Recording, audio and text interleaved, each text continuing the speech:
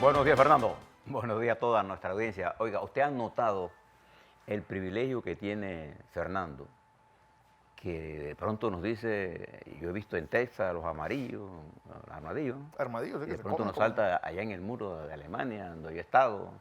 Y otro día nos dice que él estuvo en la boda de los reyes de España. ¿Ah? Y otro día está allá en Rusia. Y de pronto se aparece en Chitré. Eso, mejor. En Macaraca. Él puede contar la historia de las cosas que ha visto y de las cosas que no ha visto porque las lee. Muchas cosas están pasando en el mundo tan aceleradamente. Quiero que le presten atención a lo que está ocurriendo allá en Argentina, Estados Unidos y en el mundo. Pero antes, quisiera que, si tienen la oportunidad, vieran la última presentación de esta joven atleta norteamericana de gimnasia, Simone Biles. La única afroamericana atleta No la llevé. que ha ganado desde hace 70 años 6 campeonatos mundiales con el equipo de gimnasia de los Estados Unidos. Qué belleza, Fernando, qué elegancia, qué fuerza de esa muchacha, qué poder demuestra en el dominio. Parece como si fuera a irse para el cielo. Y se baja con una elegancia esa niña extraordinaria. Michelle Obama escribe que ella es de las que hacen que no haya límites para el ser humano, no importa de qué color. Y del equipo de UCLA de gimnasia, así que... Pues, Mi tributo a esta joven norteamericana. Y a un joven panameño que ganó en Nueva York la Olimpiada de Física. Nosotros ya no estamos acostumbrados a no mirar el talento que nos rebala. Estamos cayendo en... Yo siempre reconozco el talento. Usted siempre inclínese ante el talento, no ante el dinero. Bien, veamos algunas cosas rápidamente y mire para que usted compare y piense en nuestro futuro. Ayer, después de la victoria del peronismo, arrasadora. Arrasadora, ¿eh? Porque quedó de primero y de tercero. Porque primero fue... Fernández. La fórmula Fernández, Alberto Fernández. Y de tercero quedó Labañez con 8% y el peronismo con Fernández y Fernández quedó con 47%. Si te lo suma, son 53%. En la vuelta, en las elecciones de octubre, basta con saque 45 para que no haya segunda vuelta. Bueno, eso que pasó el domingo con el arrase del peronismo produjo un sismo en el mundo financiero que ha alarmado a todos los periódicos del mundo. La bolsa de Argentina cayó 37%, 37,9%, se desplomó literalmente. El peso argentino se cotiza a 60 pesos por un dólar, es decir, a 0.9 centavos. Cuando el señor Macri llegó eran 18, ¿no? Es decir, el poder adquisitivo real de los argentinos se desplomó.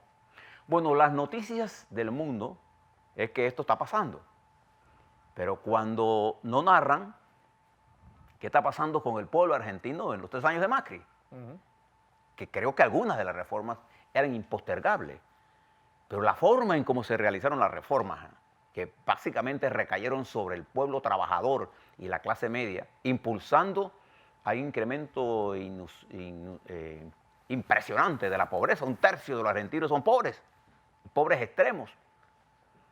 Y que ayer la tasa de interés subió a 74%. Es decir, si usted pide $100, tiene que pagar intereses de 75. Mire la situación que está llegando. Y el precio de la canasta básica está ligado al valor del dólar. Así que usted tiene que ver que el valor real... Sí, la indexación es automática. Entonces, toda esta situación ha llevado a plantarse. Y hoy Macri, el discurso de Macri es que el peronismo es un obstáculo para Argentina. Bueno, pero él mismo llevó al país donde está. Había que hacer reforma. Macri tenía razón en la reforma.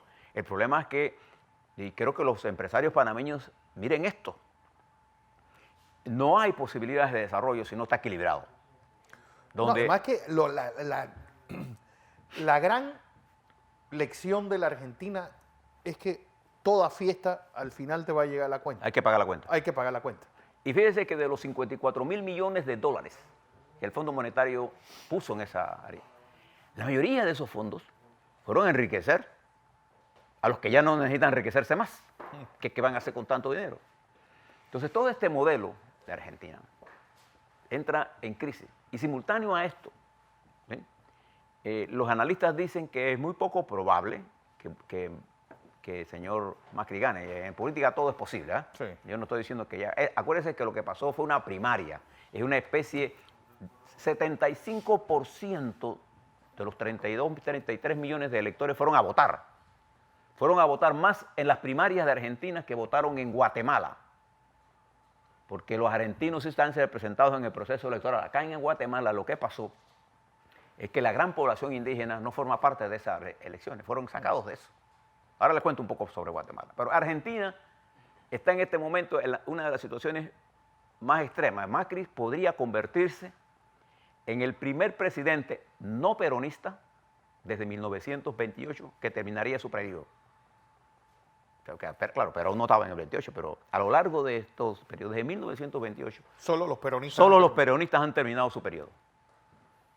Y este sería uno de los que ya está en camino de terminarlo, si esta crisis no lleva a Argentina a un descalabro mayor. Pero mientras eso está ocurriendo, ayer en Nueva York, también los índices bursátiles, es decir, los indicadores de las bolsas de valores, hay que saber que, por ejemplo, en algunos países de Argentina la bolsa está ligada a la economía. En los Estados Unidos hay un desligue.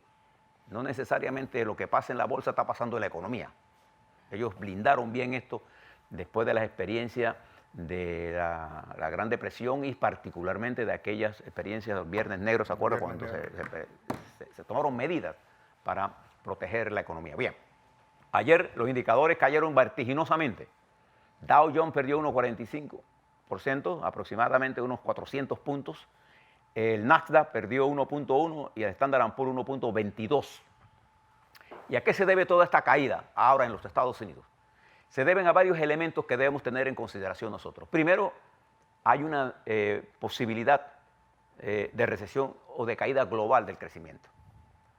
Para dar un ejemplo, Brasil, por segundo trimestre consecutivo demuestra una caída en el PIB.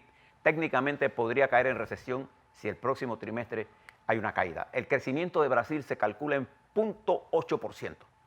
0,8%. ¿Qué? Pura inflación. Fíjese usted el problema.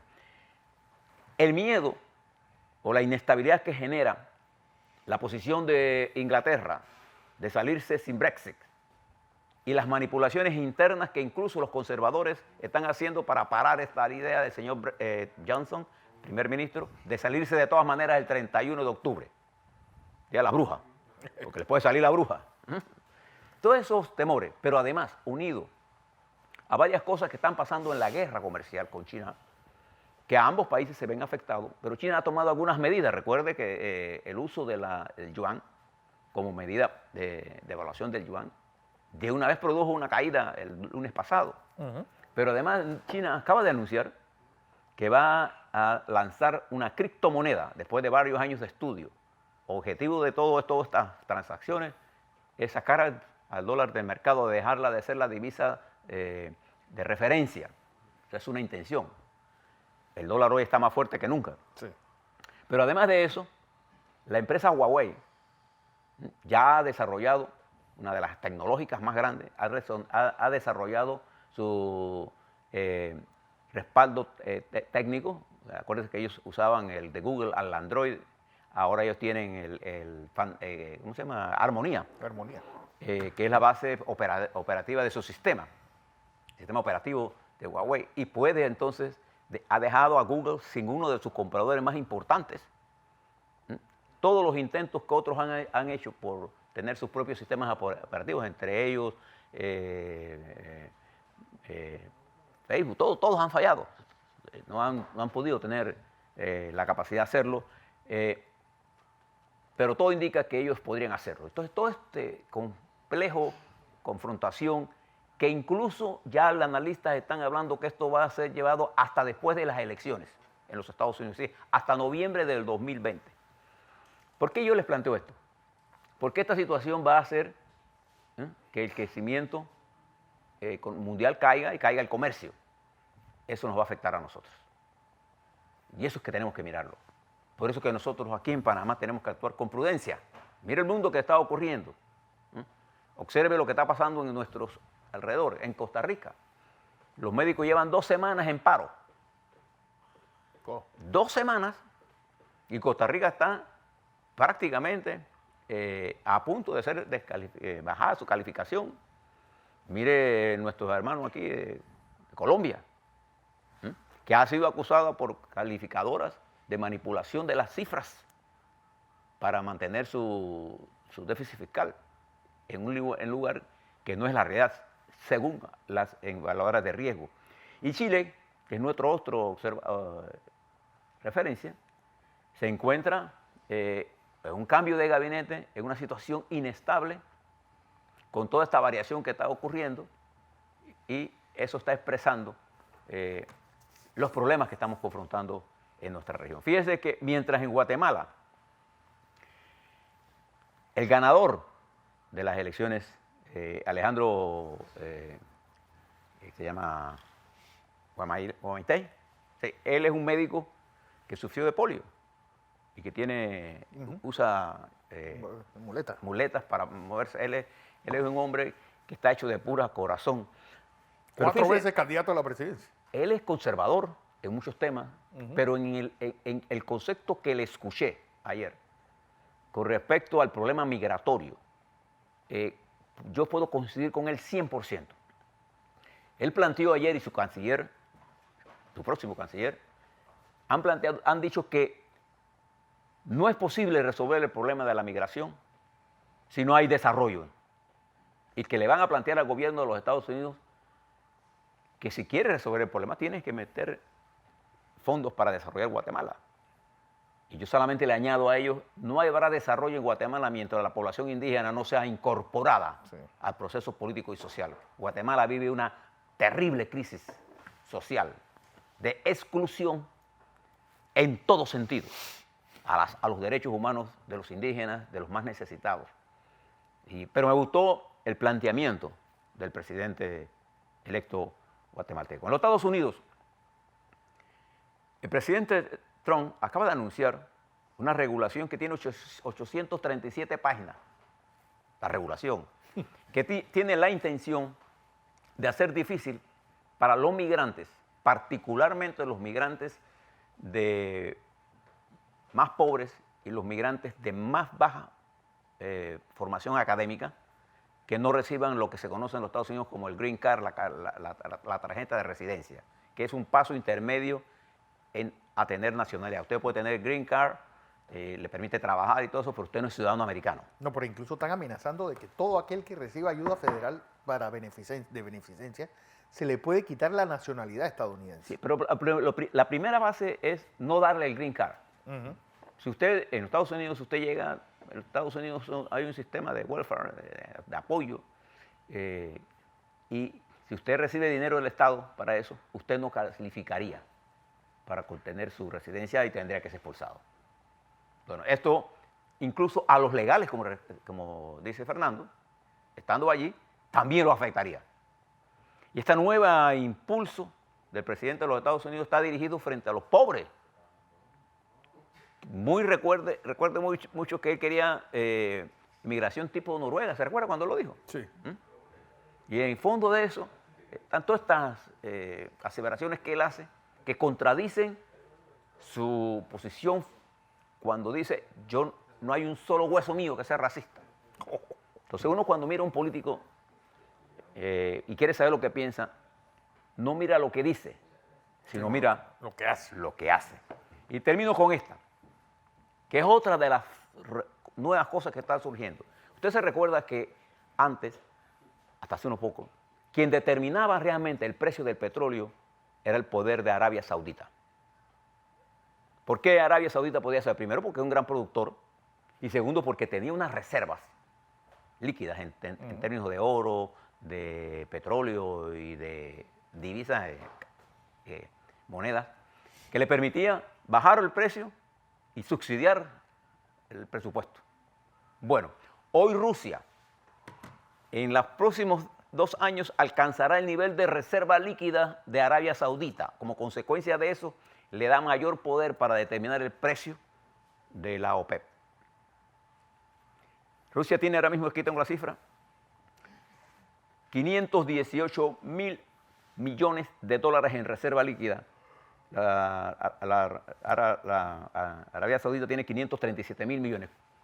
Y lo que ha hecho Rusia para incrementarlo es bajar el presupuesto, ahorrar. Mientras Arabia Saudita compra y despilfarra. En la guerra en Yemen, nada más. En guerras que no está Rusia.